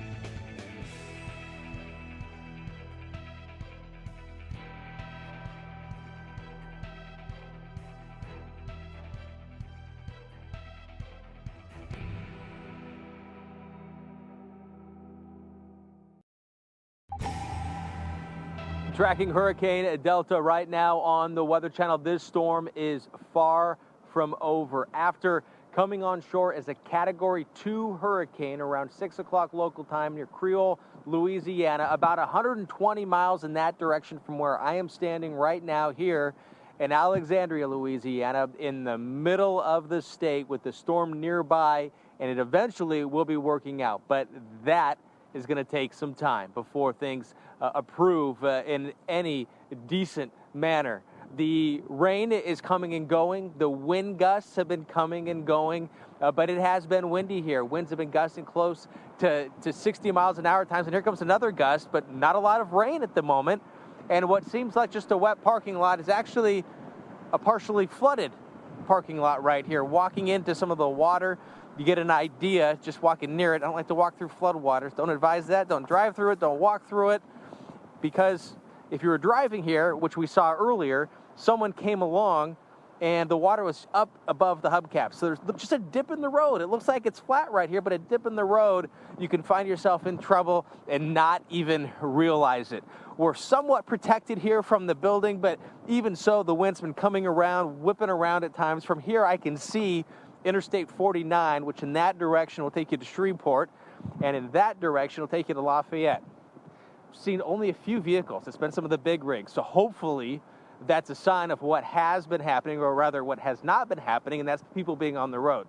So any saving grace, as bad as the rain has been here in central Louisiana, with the flash flood emergency in Alexandria and flash flood warnings that have essentially extended from south of I-10 all the way up to around Interstate 20. So most of the state, most of the middle of the state, one of the saving graces is that hopefully people just are not trying to be out and about, because flash flooding, as it implies, the name implies, it happens in a flash and quite often can go down in a flash. But Ray, we also know that's not always the case. Flooding, especially some low-lying areas, it can linger. So once the weather clears, be careful on the roadways is the message. Oh, thanks, Chris. Yeah, that's a great message, too. I mean, the sun can be out. You can have water covering a roadway, and you may not know the depth of that water. So our best advice is turn around, don't drown. And more rain in the forecast. Rich tropical moisture now working north. Kind of got a double fetch here off the Atlantic and off of the Gulf of Mexico. What's left of Delta become a depression as we go through today, pushing northeast, provide instability. Probably going to get some sunshine, too, in here. So that's going to be the area and the hot spot for thunderstorms today. And then there'll be a front to the north out across the northeast and New England. As this system moves east as a remnant low, we'll see the rain chances increase, maybe for some of the big cities on the I-95 corridor, Philadelphia, Washington, D.C., New York. As we go through Sunday, the rain does increase in intensity and coverage. And as we get into places like Charlotte, we'll see the rain come in as we go through Saturday and Saturday night into Sunday. A few thunderstorms in the forecast also. You probably escape the heaviest of the rain that's probably going to stay just to your west, but still, we do have rain nonetheless. And then New York City. Up toward Boston, we've got an area of heavier rainfall in the forecast, and it is much needed rain. We've got drought here. We've got deficits of almost 7 inches in Central Park in New York City. And the rain comes in Sunday night into Monday and should start tapering off as we get into Monday night. So good news, bad news. Good news in 2 ways. The rain comes later Sunday night, so you get most of the weekend rain free. The bad news is it's going to be a rainy Monday. But the good news, again, is that we do need that rainfall. And here's how much we're thinking. So he said you get into the foothills here in the southern Appalachians, could see multiple inches of rain, and then up near New York City, maybe 1 to 2 inches, as some spots may get a little bit more. But it does look like a general 1 to 2 inch rain event with the greatest flood threat through the Roanoke Valley, down here into Asheville through Buncombe County and Boone. But in and around these areas, too, you could also expect to see some flash flooding. Jeff? All right, let's take a live look at an Atlanta tower cam. You had a lot of low gray clouds, almost some fog kind of hugging the middle and the tops of the buildings here. We had a little bit of light rain in and around Atlanta during the day, and it's kind of moistened up the atmosphere. But I think we may change how we're going to get our rain here over the next 24 to 36 hours as what's left of Delta moves on by to the north. It's going to drag some of that Gulf moisture into the Atlanta and Birmingham areas. Looks like we'll get a round and maybe 2 rounds of thunderstorms into places like Birmingham, one early in the afternoon and another later on in the day. And that tapers off to just some light rain as we head through the overnight tomorrow night and on into Sunday. Here's a look at the forecast. And again, you can see we have one band of thunderstorms coming in late in the morning into the early afternoon. Could be some heavy downpours. Then a second batch of storms could come through as we head toward the evening hours. It's pretty much going to be the same deal as we head into the Atlanta area, as I mentioned. Maybe a couple of rounds of storms. In Atlanta, I think the storms will wait till later on in the afternoon into the evening and then the overnight hours, and then taper to just some lighter rain on Sunday. Here's a look at your forecast. Some light rain showers overnight into the morning hours, and we're going to have to wait until we head late in the afternoon for some of these heavier thunderstorms. But these could contain some pretty heavy downpours, maybe some lightning, maybe some brief gusty winds. And again, we can't even rule out an isolated tornado in this kind of a situation. It's not a high severe weather threat, but nonetheless, there is a possibility. I think the main problem here for travelers would be the locally heavy downpours. Some of the heaviest rain will be in the northeast parts of Georgia. Ray? Right, Jeff, thanks. And rain coming down hard in some spots, especially north and on the west and northwest side of Tropical Storm Delta. Very heavy rainfall you can see here in the areas of red and even orange as it continues to move north.